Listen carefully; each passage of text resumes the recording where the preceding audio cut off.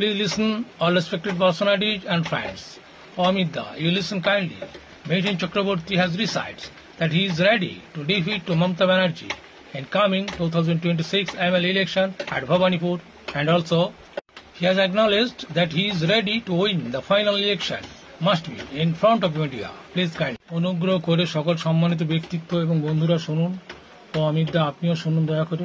মিঠুন চক্রবর্তী আবৃত্তি করেছেন যে তিনি ভবানীপুরের আসন্ন 2026 বিধানসভা নির্বাচনে মমতা ব্যানার্জিকে পরাজিত করতে প্রস্তুত এবং তিনি মিডিয়ার সামনে স্বীকার করেছেন তিনি ফাইনাল পুরস্কারও জিততে প্রস্তুত। ভাবুন সবাই, প্লিজ দেখুন। বুঝলে অমিত দা, মিঠুন চক্রবর্তীর কি বুড়া বয়সে কি ভীমরতি ধরেছে নাকি বলা দেখেনে?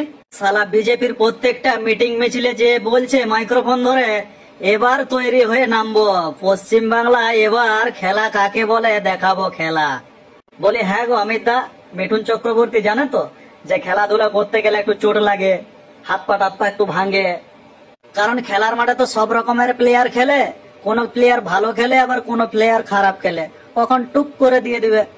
অমিত দা তোমাকে একটা ভালো যুক্তি দিচ্ছি, মিঠুন চক্রবর্তীকে বলো যে বুড়া বয়সে খেলাধুলা বাদ দে, নাহলে ঠ্যাং হাত পা ভেঙে গেলে তোর গান আবার তোকেই শুনতে হবে। ভেঙেছে লাঠি ল্যাং গেল ওই ভেঙে ঠ্যাং, ভাঙলো মাথায় তোমার বেল ও চাঁদুরে, দেখলে কেমন তুমি খেল।